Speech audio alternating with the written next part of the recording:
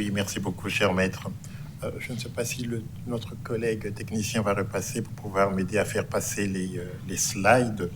Très rapidement d'abord, mes remerciements et félicitations aux organisateurs et en particulier Falilou et Charlemagne pour l'invitation qui m'a été adressée et pour le bel accueil qui nous a été réservé à nous tous dans cette très belle maison qu'est la faculté de droit de l'université Lyon 3.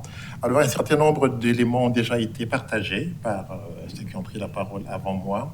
Les éléments tenant aux opportunités et aux risques ont déjà pu être abordés par ceux qui ont parlé avant moi. J'aimerais d'abord dire en termes d'opportunités, et une question préalable là aussi, extension territoriale en l'occurrence ici, pourquoi? Est-ce quelque chose que l'OHADA pense de la même manière qu'on peut dire que lorsque l'Union européenne, je ferai de temps en temps des parallèles, décide de s'élargir, on voit qu'il y a une logique à la fois économique mais aussi géopolitique. Parce que comment comprendre que l'on aille discuter avec la Géorgie et qu'un pays plus proche comme la Serbie, où ça semble patiner, mais voilà, il y a une logique derrière. Est-ce que cette extension territoriale de l'OHADA, elle est pensée? Est-ce qu'elle se fait au gré des circonstances, au gré des manifestations d'intérêt de certains pays? Tout simplement. Les opportunités, oui, je dirais, et j'en ai recensé essentiellement deux que j'aimerais partager très rapidement. La première opportunité, c'est que elle tient aux avantages même que le droit OHADA apporte aux pays membres, à ceux, en tout cas qui deviennent membres. D'abord, on a pu noter une nette amélioration du climat des affaires. Je prends simplement la dernière adhésion en date, et Maître Martor en a parlé, celle de la RDC. Discussion entamée vers 2002-2003, adhésion finalisée en 2012. Et pour ceux qui ont connu le droit des affaires de la République démocratique du Congo avant l'OHADA, j'ai eu ce redoutable privilège d'y effectuer les premières années de mes études de droit à Kinshasa. Cela n'a rien à voir avec le droit OHADA tel qu'il est appliqué maintenant en RDC.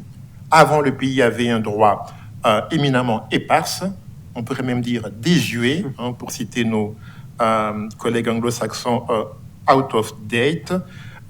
Et lorsque la RDC a adhéré à l'OHADA, ça a été un véritable bond en avant, un pas des géants pour offrir au pays un système de droit des affaires accessible, clair, visible, et sur lesquels les investisseurs pouvaient réellement s'appuyer pour développer leurs affaires. Je prendrai deux exemples très rapidement ici pour expliquer en quoi cette adhésion a réellement constitué une amélioration du climat des affaires, en me plaçant du point de vue des co-contractants, des acteurs publics en particulier. Je renverrai ici, pour ce qui est notamment du règlement des litiges, au bel ouvrage de notre collègue Charlemagne Dagbeji sur l'arbitrabilité, notamment des contentieux impliquant des acteurs publics que le droit OHADA prévoit, ce qui permet, d'une certaine manière, avant même d'envisager un recours juridictionnel, première instance et appel au plan national, avant une cassation à Abidjan, la CCJA, qui permet déjà à ces acteurs privés d'avoir, quand ils contractent avec l'État ou des acteurs locaux mais relevant du droit public, quelques gages que le litige peut véritablement être porté devant une instance dont l'indépendance ou l'influençabilité, si je peux me permettre, est moins sujette à caution que, dans bien de cas, les juridictions étatiques. Je prendrai aussi le cas du régime des entreprises dites publiques, où, grâce à l'acte uniforme sur le droit des sociétés commerciales et les groupements d'intérêt économique, on a pu avoir en RDC, depuis l'adhésion, un régime qui est le même, à savoir qu'une entreprise peut très bien relever du portefeuille de l'État congolais.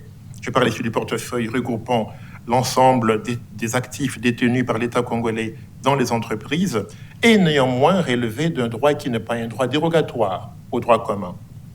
En particulier, lors de la réforme des entreprises publiques qui est intervenue, il a été intégré dans le droit congolais un dispositif qui énonce clairement que les entreprises publiques de la RDC devraient désormais avoir la forme de société anonyme et fonctionner conformément au droit OHADA, ce qui apporte pour les co-associés des acteurs publics dans ces entreprises, donc des co-contractants, puisque le pacte social est par essence un contrat, les statuts sont donc un contrat, ça leur apporte là aussi un gage de sécurité. Ensuite, en plus du climat des affaires, et je rejoins ici Maître Marteur, vous l'avez évoqué tout à l'heure, l'objectif du développement du commerce intra-africain.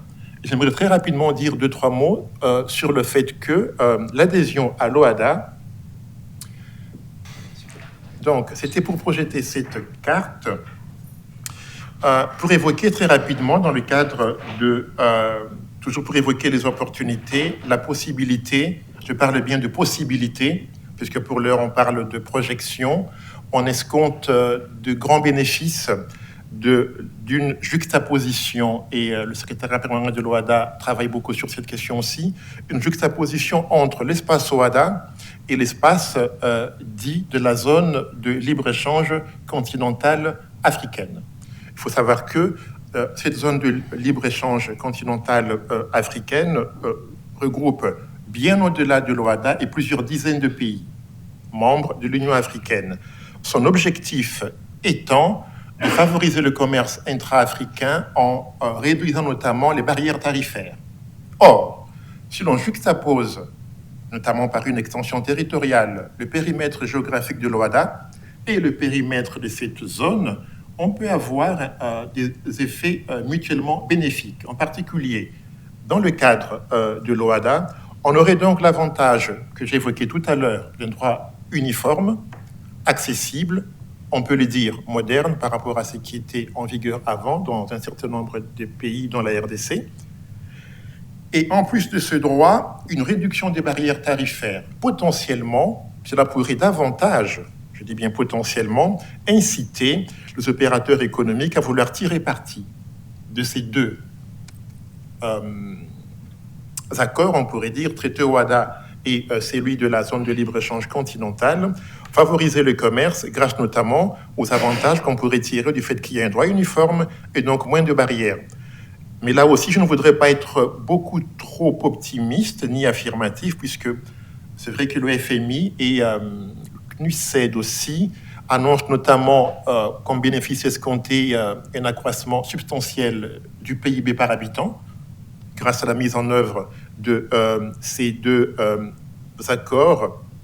Mais je me demande personnellement si ça ne sera pas profitable, et c'est d'ailleurs certaines critiques, davantage aux grandes entreprises et multinationales qui envisagent le continent, voire l'espace OHADA comme un marché, plutôt que les petits opérateurs locaux opérant loin des zones frontalières.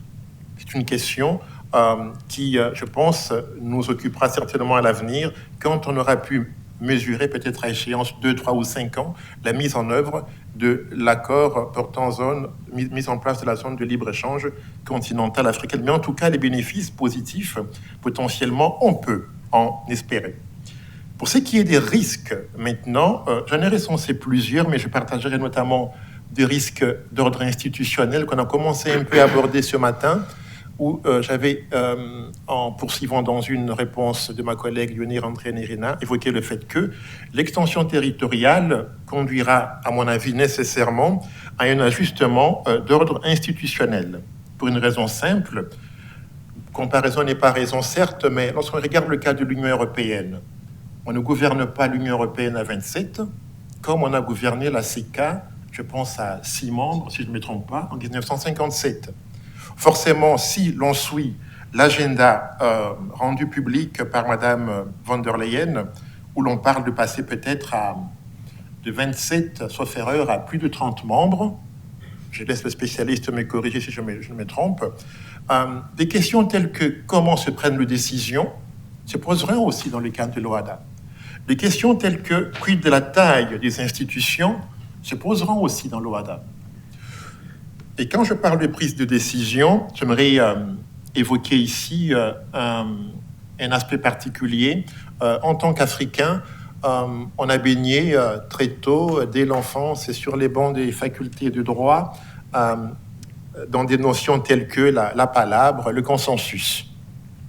Et lorsqu'on regarde le traité OHADA, mais ce n'est pas une particularité africaine puisque l'Union européenne a les mêmes blocages, il est quelque part question d'adoption de textes à l'unanimité. Or, qui dit unanimité suppose qu'on donne à chaque État, tant mieux, égalité, une possibilité de blocage. Mais cela peut conduire à des difficultés. Est-ce qu'on devrait évoluer ou pas? Au niveau de l'Union européenne, la question se pose, souvent à la faveur des crises politiques entre certains grands États membres et de membres un peu plus modestes, situés vers l'Est ou vers le centre, où l'on parle de passer, pour certaines décisions, à une règle de majorité qualifiée. Un groupe d'experts, je pense, en l'automne dernier, parlait de passer à une majorité qualifiée, à 60% des États membres représentant 60% de la population, et puis des parlementaires européens ont proposé 55%, sauf erreur des États membres, représentant au moins 65% de la population totale de l'UE. Bref, on sent qu'il y a une réflexion, et l'OHADA, tôt ou tard, je pense, ne pourra se permettre de faire l'économie, de penser à ces questions. Toujours dans les risques à circonscrire, et on pourra revenir sur les solutions possibles, bien entendu, pendant les discussions, j'aimerais évoquer la question des valeurs. C'est vrai, on en a déjà entendu parler, grâce au panel précédent et à l'actuel. La question des valeurs, quelles sont les valeurs de l'OHADA? L'OHADA a-t-elle des valeurs? C'est un club d'affaires. C'est pourquoi je m'étais permis de mettre cette citation que j'aime bien, que j'évoque avec mes étudiants dans le cours des marchés financiers. C'est le XVIIIe siècle, c'est Voltaire qui écrit et qui décrit la Bourse de Londres comme un lieu comparé à un temple, n'est-ce pas, où la religion finalement importe peu, dès lors qu'on fait bien les affaires, dès lors qu'on fait du business. C'est l'OHADA, c'est l'harmonisation du droit des affaires. Mais peut-on aujourd'hui réellement parler des affaires, voire du droit des affaires, sans s'interroger sur les valeurs? Les valeurs, et j'insistais beaucoup sur cela. Voltaire, de manière un peu humoristique, en disait dans ce lieu, la Bourse de Londres, juifs, mahométans, presbytériens, anabaptistes, anglicans, Quakers se retrouvent, font du business, et au sortir de ces assemblées, les uns vont à la synagogue, on devine qui c'est, et les autres vont boire. Je vous laisse définir qui c'est, je ne ciblerai personne. Voilà. Mais simplement, est-ce que l'OHADA, on n'y vient que pour les affaires? Est-ce qu'on ne devrait pas s'interroger quelque part aussi sur les valeurs? Je me permets une parenthèse rapidement pour évoquer l'Union européenne, qui à un moment s'est posé la question des valeurs. Je renvoie ici, les spécialistes pourront en parler infiniment mieux que moi, les critères de Copenhague. Je renvoie ici à l'article 49 du traité de l'UE. Les spécialistes pourront en parler, j'insiste, beaucoup mieux que moi. Mais qu'en est-il de l'OHADA? Je vais essayer de réfléchir un tout petit peu. Je me suis dit ceci, et je vous livre une thèse, elle vaut ce qu'elle vaut, mais elle m'est personnelle. Certains connaissent peut-être l'ouvrage La philosophie bantoue du père Placide Temples, qui a fait polémique. Bon, ceux qui n'ont pas pu lire, ce n'est pas très volumineux, c'est traduit en anglais et dans d'autres langues encore, qui évoquait le fait que dans les sociétés bantoues africaines en général, on pouvait identifier au moins deux valeurs fortes, au moins deux. Je passe sur la solidarité, qui pourrait plus tard être un principe général du droit, si on doit uniformiser le droit des obligations contractuelles. Voilà, on pourrait y penser aussi.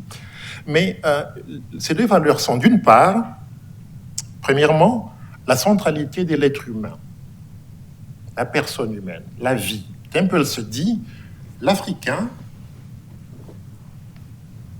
accorde une importance à l'être humain, à sa centralité, mais pas en tant qu'entité isolée, en tant que membre du groupe. J'insiste beaucoup là aussi. La vie est à développer, à préserver, y compris au-delà. Vous le savez comme moi, en Afrique, l'on soutient que les morts ne sont pas morts. Mais ce n'est pas le propre des Africains, puisque la tradition judéo-chrétienne soutient la même chose. l'être humain, d'une part, on pourrait ici voir la question des droits humains. D'autre part, l'être humain est pris dans son cosmos, son environnement. Autrement dit, préserver la vie humaine et l'être humain passe par une préservation de l'environnement. Et ici, moi, j'invite l'OHADA à se poser la question, est-ce qu'on ne pourrait pas, en termes de valeurs, penser à ce type de valeurs? Au reste, on ne réunirait pas nos racines. La préservation des droits humains et les questions d'environnement et de climat. C'est toujours mieux de s'y pencher que de laisser d'autres faire le travail à notre place.